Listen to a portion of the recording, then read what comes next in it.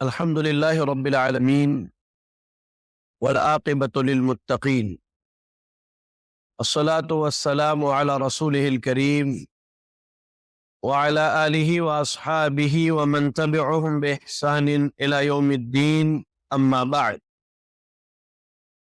أعوذ بالله من الشيطان الرجيم بسم الله الرحمن الرحيم من المؤمنين رجال صدقوا ما عاهدوا الله عليه فمنهم من قضى نحبه ومنهم من ينتظر وما بدلوا تبديلا رب اشرح لي صدري ويسر لي أمري واحلل عقدة من لساني يفقه قولي اللهم لا حول ولا قوة إلا بك۔ تمام قسم کی تعریفات، ہر طرح کی حمد و ثنا، ہر قسم کی بڑائی، بزرگی، کبریائی اس اللہ رب العالمین کے لیے ہے جو اللہ تعالی اپنی ذات، اپنے کام، اپنی تمام تر عبادات اور اپنے نام اور صفات میں یکتا ہے، اکیلا ہے، تنہا ہے، جس کا کوئی شریک نہیں۔ درود و سلام اللہ رب العالمین کے بھیجے ہوئے تمام نبیوں اور رسولوں پر، بالخصوص امام الانبیاء، امام کائنات، رحمت للعالمین، ہم سب کے آقا و سردار جناب محمد الرسول اللہ صلی اللہ علیہ وسلم پر۔ اللہم صلی علی محمد وعلی آل محمد کما صلیت علی ابراہیم وعلی آل ابراہیم انک حمید مجید۔ اللہم بارک علی محمد وعلی آل محمد کما بارکت علی ابراہیم وعلی آل ابراہیم انک حمید مجید۔ موقر علماء اکرام، لائق صد احترام بزرگ حضرات، نوجوان ساتھیوں، عزیز بچوں، پیاری بچیوں اور میری اسلامی ماؤں اور بہنوں، مجھ طالب علم کے لیے یہ بڑی سعادت اور خوش نصیبی کی بات ہے کہ آپ کی اس تاریخی مسجد میں کچھ باتیں کہنے کا اللہ تعالیٰ نے موقع اور توفیق عطا کی ہے۔ میں اللہ سے دعا کرتا ہوں کہ اللہ تعالیٰ مجھے حق کہنے اور ہم سب کو حق سن کر عمل کرنے کی توفیق عطا فرمائے، آمین۔ آج کے درس اور خطاب کا عنوان دو حصوں میں بٹا ہوا ہے۔ عنوان کچھ اس طرح ہے: دنیا کی محبت اور دین کے لیے درکار قربانیاں۔ آپ یہاں ایک چیز سمجھیں کہ کسی بھی دل میں ایک ساتھ دنیا اور آخرت دونوں کی برابر محبت نہیں بھر سکتی ہے۔ ہمیشہ ایک پہلو غالب ہوتا ہے، یا تو اس دل کے اندر دنیا کی محبت اتنی ہوگی کہ آدمی آخرت کو بھول جائے گا، یا وہ دل ابراہیم علیہ السلام کے دل کی طرح قلب سلیم، محمد الرسول اللہ صلی اللہ علیہ وسلم کے دل کی طرح قلب سلیم، آپ کے اصحاب کے دل کی طرح صاف ستھرا اور قلب سلیم ہوگا کہ اس میں دنیا کی محبت تو ہوگی لیکن دین کی محبت اس پر غالب ہوگی، آخرت کی محبت اس پر غالب ہے۔ اور یہ غلبہ ایسا ہوگا کہ دنیا کی محبت اس غلبے پر نقصان نہیں پہنچا پائے گی۔ یہاں ہم اور آپ بیٹھے ہیں، ہم میں سے ہر فرد بحیثیت انسان دنیا سے محبت کرتا ہے، دنیا کی زندگی کے لیے کوششیں کرتا ہے۔ اس کی کاوش، اس کی محنت یہ ہوتی ہے کہ وہ اپنے لیے اور اپنے بعد میں آنے والی اپنی نسل کے لیے دنیا کے ساز و سامان کا اہتمام کر دے اور ان کے لیے اتنا آسان کر دے کہ اس نے جو مشقتیں برداشت کی ہے اس کی آل و اولاد کو مشقت برداشت کرنی نہ پڑے. یہ ہماری کوشش ہوتی ہے. میرے بھائی اور میری دینی بہنوں، دنیا سے محبت کرنا اور دنیا میں رہ کر دنیاوی زندگی گزارنا، اس سے اللہ رب العالمین نے کہیں بھی منع نہیں کیا ہے. آپ پورا قرآن پڑھ جائیے، پوری سنت رسول کا مطالعہ کر لیجئے.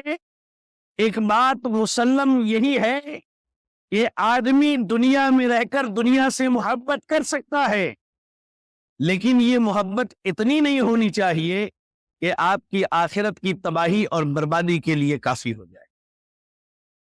یہی وجہ ہے کہ قرآن اور حدیث جب آپ پڑھیں گے، کتاب و سنت کا جب آپ مطالعہ کریں گے، تو ایک بات سمجھ میں آئے گی کہ دنیا کی محبت انسان کی تباہی اور بربادی کے لیے کافی ہے، اور ہونی بھی چاہیے. آخرت کے مقابلے میں اس دنیا کی کیا حیثیت ہے، یہ آپ اس پر غور کر کے دیکھیے. قرآن مجید میں ہر جمعہ میں یہ سورت سنتے ہوں گے، شیخ تلاوت کرتے ہوں گے یا دوسرے علماء پڑھتے ہوں گے، جس میں اللہ نے کہا بل تؤثرون الحیات الدنیا والآخرۃ خیر وابقا. کہا کہ تم دنیا کی زندگی کو ترجیح دیتے ہو، یعنی تم دنیا کی زندگی آخرت کے مقابلے میں بہتر سمجھتے ہو. یہ ایک معنی یہ بھی کر سکتے ہیں کہ آخرت کے مقابلے میں تم دنیا کی زندگی میں زیادہ کوشش کرتے ہو. بل تؤثرون الحیات الدنیا، دنیا کی زندگی کو ترجیح دیتا ہے انسان. حالانکہ حقیقت یہ ہے والآخرۃ خیر وابقا، حقیقت یہ ہے کہ آخرت کی زندگی بہتر ہے اور ہمیشہ باقی رہنے والی. اللہ نے دنیا کی زندگی کو کہیں بھی خیر نہیں کہا، اللہ نے آخرت کی زندگی کو کہا کہ یہ خیر ہے اور یہ باقی رہنے والی ہے. اب آپ غور کیجئے، یہ دنیا کی زندگی آخرت کے مقابلے میں کیسی ہے. اس تعلق سے ایک حدیث کا مفہوم سنیے آپ. اللہ کے نبی صلی اللہ علیہ وسلم نے کہا، صحیح حدیث کے الفاظ ہیں کہ تم میں کا ایک آدمی سمندر میں اپنی انگلی ڈالے، ایک آدمی سمندر میں اپنی انگلی ڈالے، اس انگلی کے ساتھ پانی کا جو حصہ اس کے پاس آئے یہ اس کی دنیا ہے، اور سمندر میں پانی کا جو حصہ بچ گیا وہ اس کی آخرت. آپ غور کر کے دیکھیں اس کے اوپر. کہا کہ آپ سمندر میں انگلی ڈالیے اور نکالیے، انگلی کے ساتھ پانی کا جو حصہ آیا یہ آپ کی دنیا اور دنیا کی زندگی اور دنیا کی نعمتیں ہیں، لیکن پانی کا جو حصہ سمندر میں باقی رہ گیا وہ آپ کی آخرت کی زندگی، آخرت کی نعمتیں، اللہ کے احسانات، اللہ کی نوازشیں، اللہ کی کرم فرمائیاں ہوں گی آپ کے اوپر. آپ قرآن مجید کی تلاوت کیجئے. اللہ رب العالمین نے کیا کہا؟ انما هذه الحیات الدنیا متاع، کہا کہ یہ دنیا کی زندگی سامان ہے. کیا ہے دنیا کی زندگی؟ سامان ہے. کہیں کہا کہ دھوکے کا سامان ہے. اللہ اکبر. سامان کیا ہے؟ سامان ہم اپنی زبان میں اگر سمجھانا چاہیں تو یہی کہیں گے کہ آپ باہر سے کوئی چیز لائے، لا کر کے گھر میں رکھ دیا، اب استعمال کرنا آپ نے اس کو شروع کیا، ایک وقفے کے بعد وہ چیز ختم ہو جاتی ہے، وہ آپ کے پاس باقی نہیں رہتی. آپ کپڑا پہننا شروع کیجئے، 6 مہینے، سال بھر، 1.5 سال، 2 سال، اس کے بعد آپ اس سے بیزار ہو جاتے ہیں، کیا بار بار یہی پہنتا، آپ اس کو تبدیل کر لیتے ہیں. تو سامان وہ چیز جو تھوڑی مدت کے لیے آپ کے استعمال میں ہو یا تھوڑی مدت کے لیے آپ کے پاس ہو. اللہ نے کہا انما هذه الحیات الدنیا متاع، کہا یہ دنیا کی زندگی متاع ہے، یہ سامان ہے. اور اس کے بعد کہا وَإِنَّ الْآخِرَةَ هِيَ دَارُ الْقَرَارِ، کہا کہ آخرت کی زندگی یہ ہمیشگی کا ٹھکانہ ہے. آخرت کی زندگی یہ ہمیشگی کا ٹھکانہ ہے.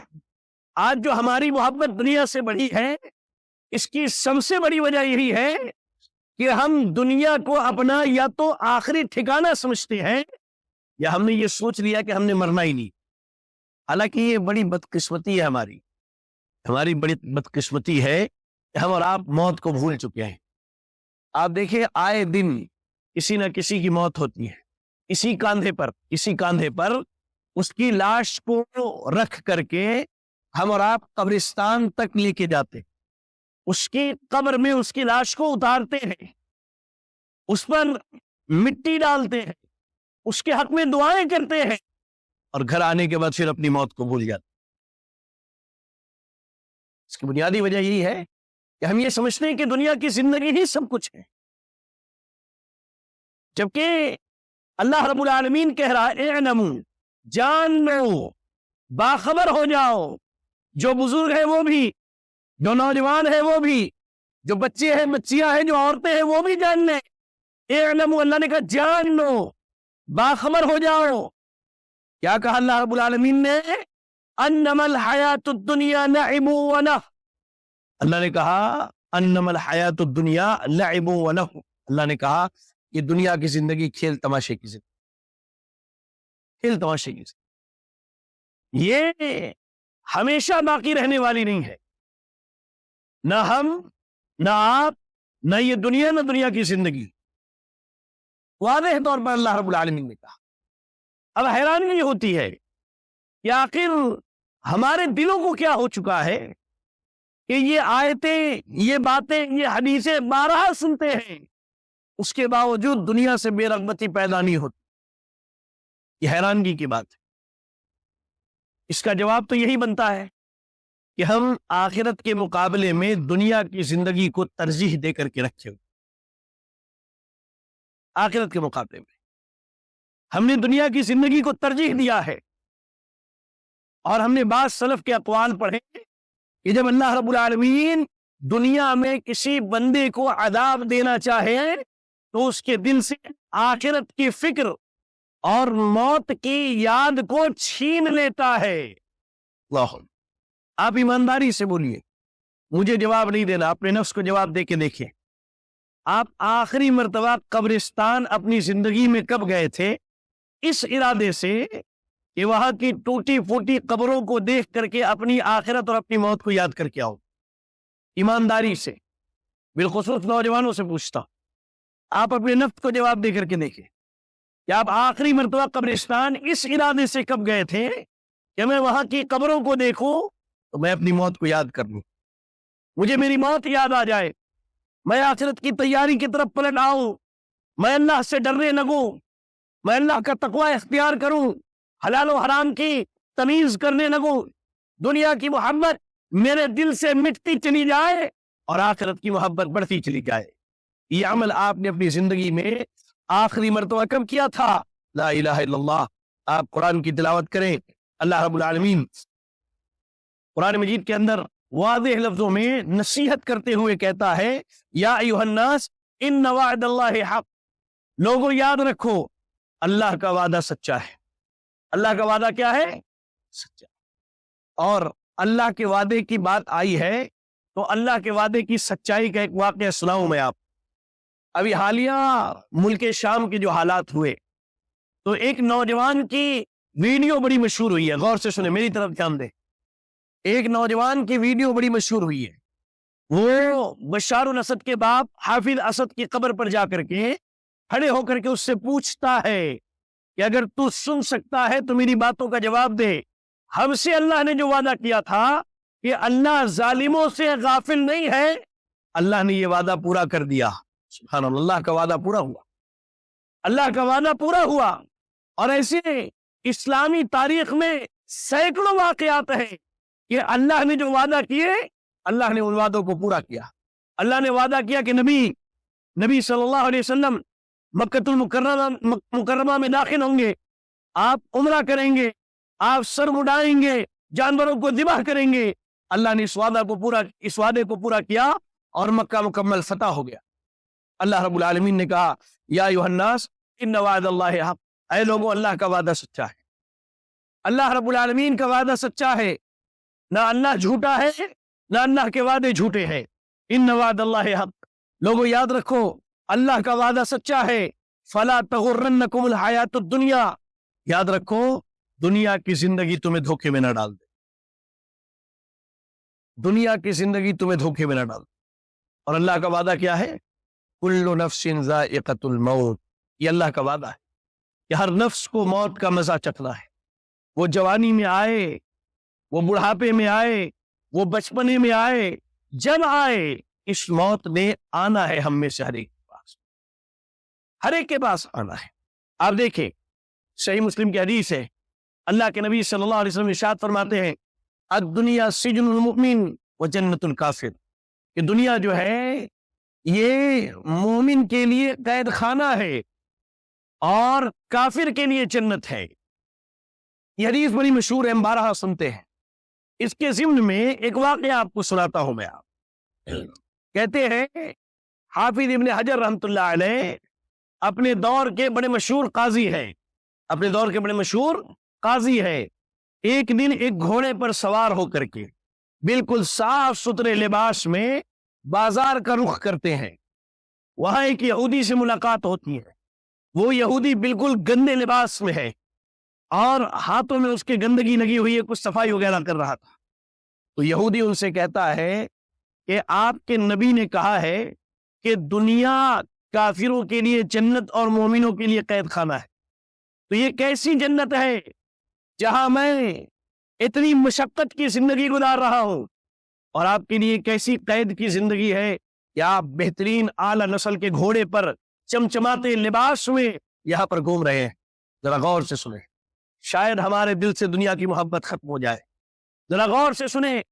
حافظ ابن حجر رحمۃ اللہ علیہ فرماتے ہیں کہ یاد رکھو اللہ تعالی کافروں کو جہنم میں جو عذاب دے گا اس عذاب کے مقابلے میں دنیا کی زندگی ان کے لیے جنت ہے. اور اہل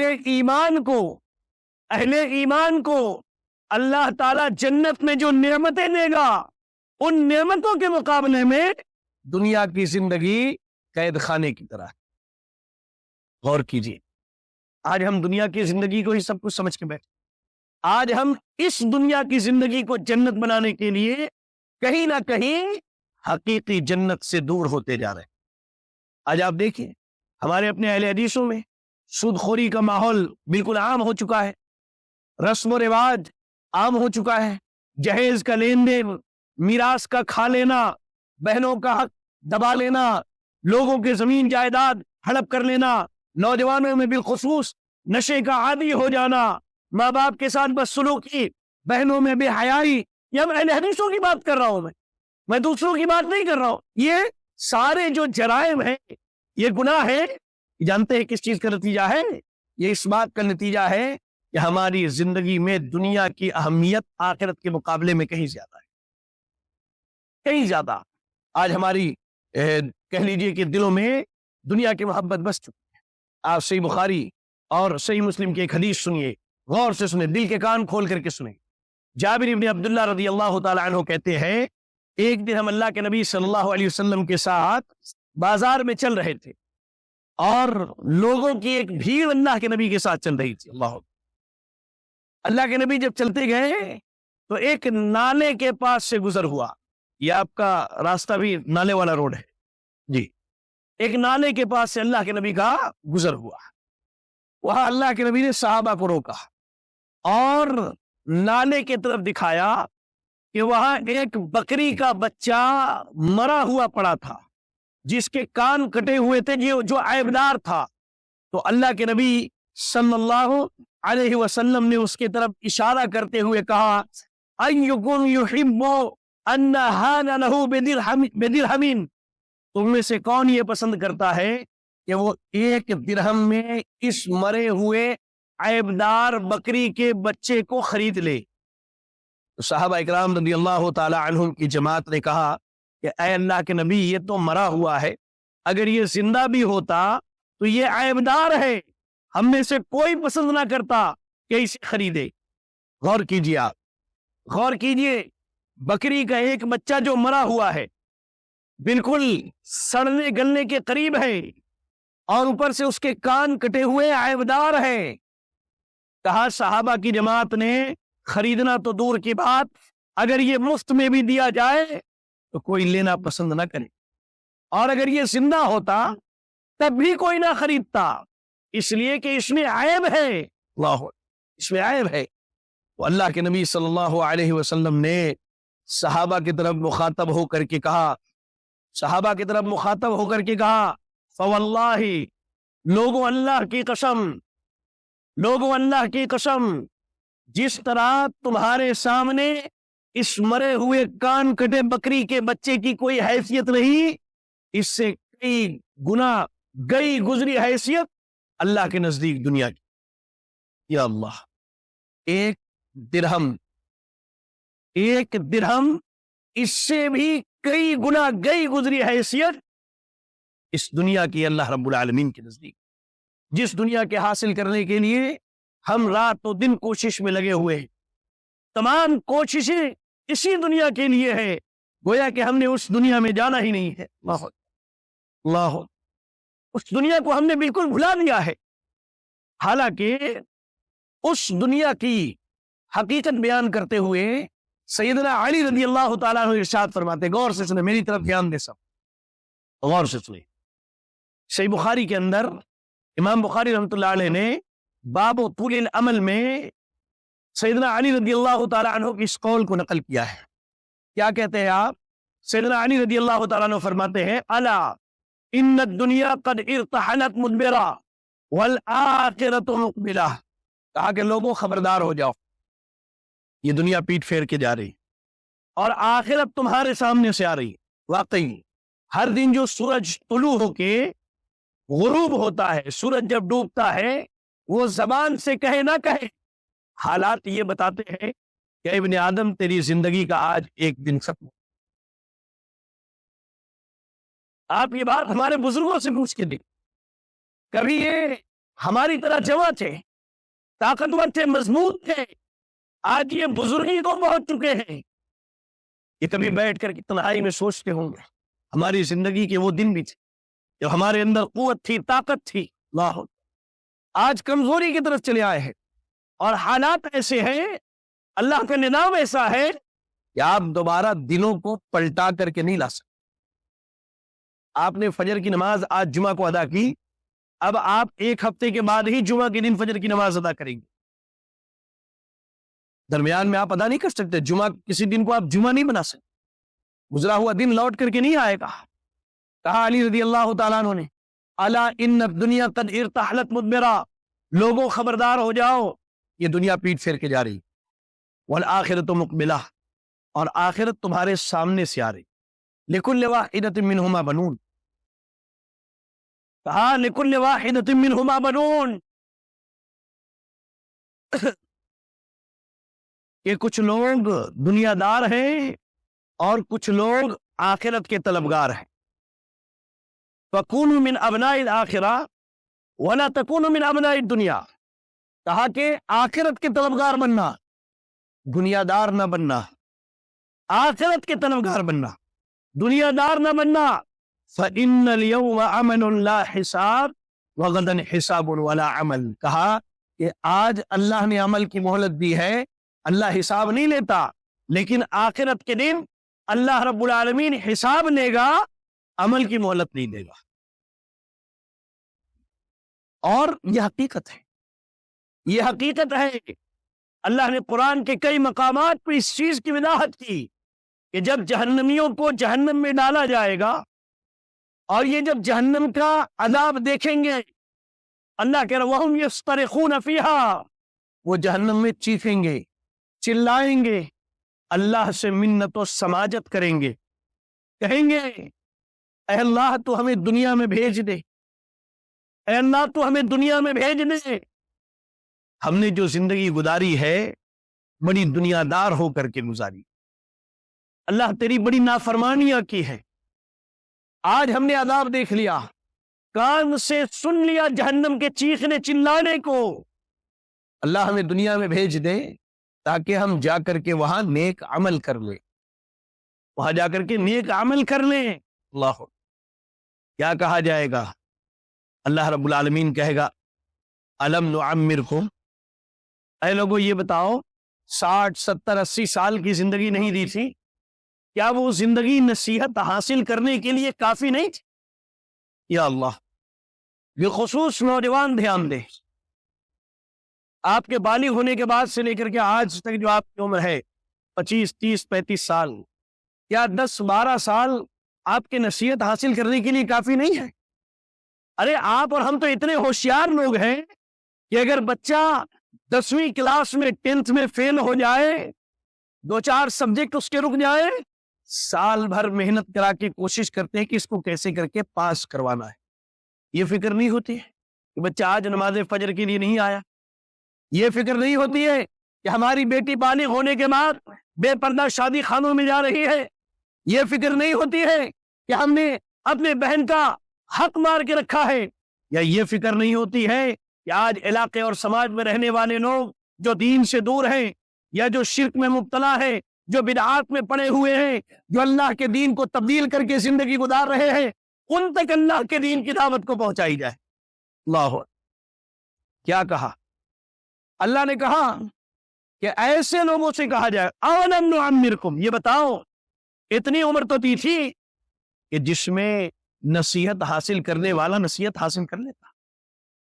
دنیا کے معاملات میں ہم بڑے چاقو چوبند ہیں، بڑی فکر ہے ہمیں اس کی، لیکن آخرت کے معاملات، آخرت کے تعلق سے فکر آج ہمارے یہاں بالکل ختم ہو چکی۔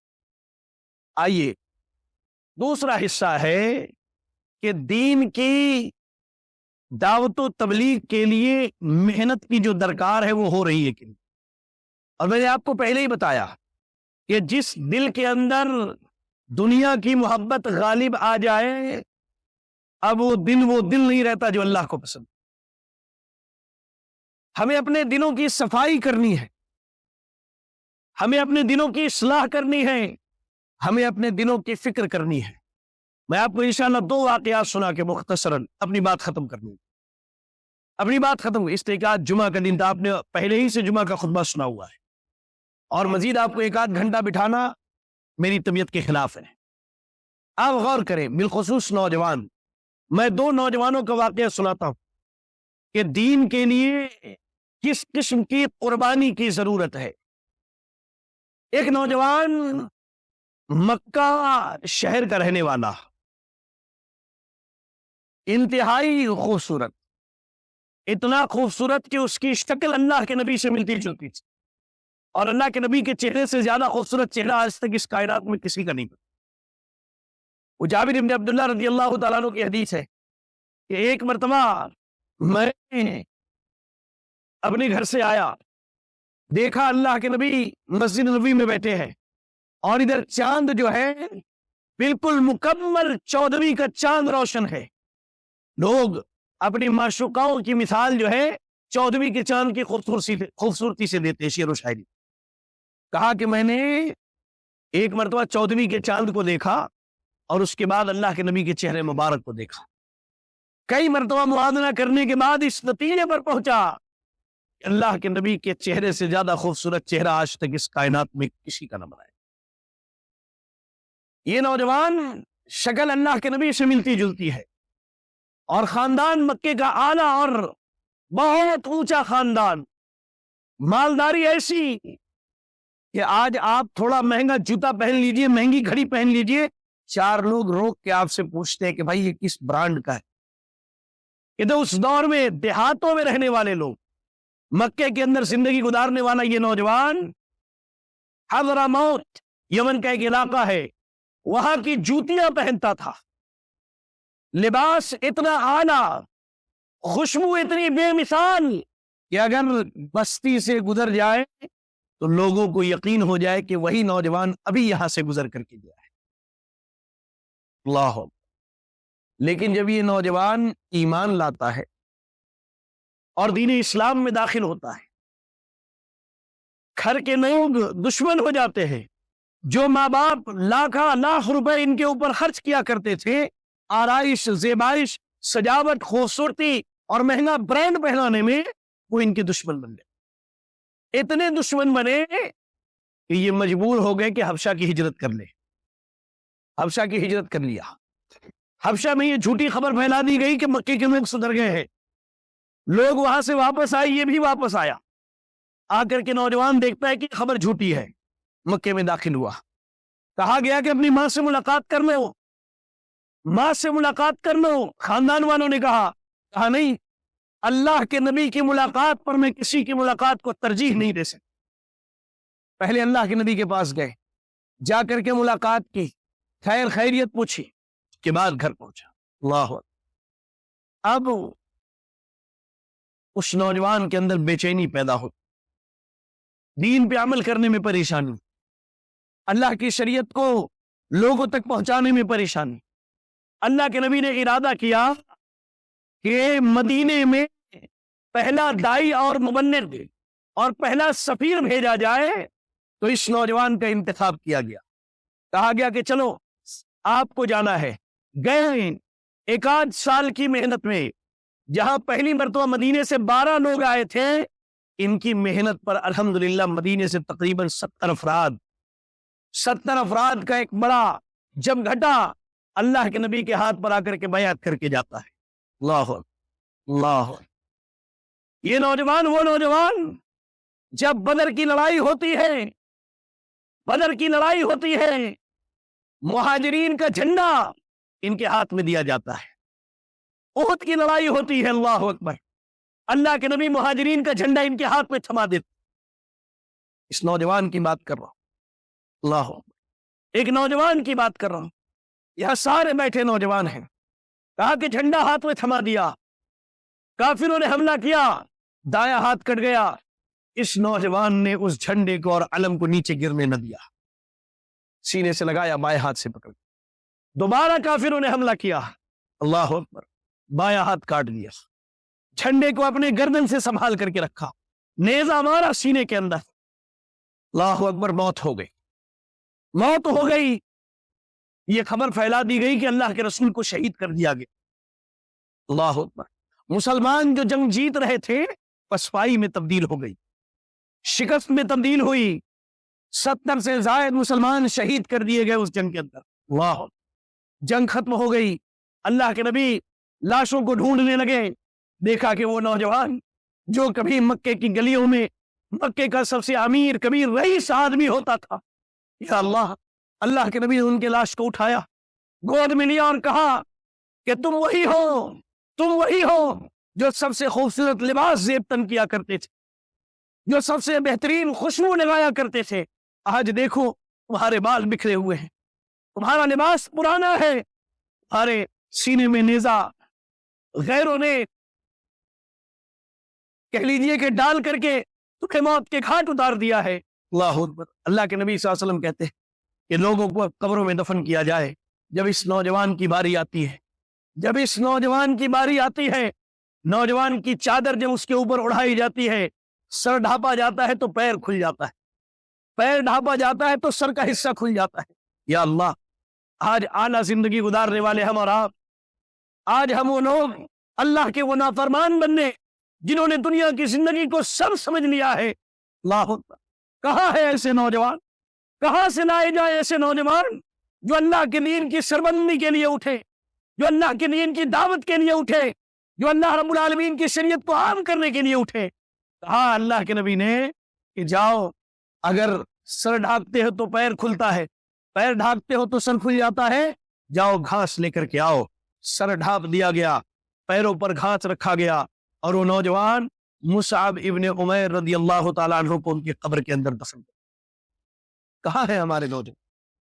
رات رات بھر وقت موبائلوں پر گزارنے والے، رات رات بھر گیمز میں وقت برباد کرنے والے، حرام طریقے سے بیٹنگ کر کے مال کمانے والے، رات رات بھر غیر محرم بچیوں اور خواتین سے بات کرنے والے، کہاں ہے وہ نوجوان؟ کہاں ہے وہ نوجوان؟ اور یاد آتا ہے وہ واقعہ، جلیل القدر صحابی ہیں، جلیل القدر صحابی ہیں، اللہ کے نبی صلی اللہ علیہ وسلم کے زمانے میں، آپ کی موجودگی میں ایک شخص نے اپنے نبی ہونے کا دعویٰ کیا۔ یمامہ شہر کا رہنے والا تھا، مسیلمہ کذاب، اس نے اپنے نبی ہونے کا دعویٰ کیا۔ اللہ کے نبی کے پاس خط لکھا کہ اللہ نے مجھے آپ کے نبوت میں شریک بنایا ہے، یہ زمین آدھی آپ کی آدھی ہماری۔ اللہ کے نبی صلی اللہ علیہ وسلم نے اس کا خط لیا، پڑھا، آپ نے اس کو پہلے سمجھایا، بتایا، پھر اپنا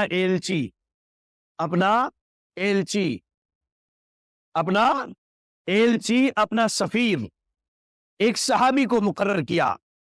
آپ میں سے کوئی جانتے اس صحابی کا نام؟ جی،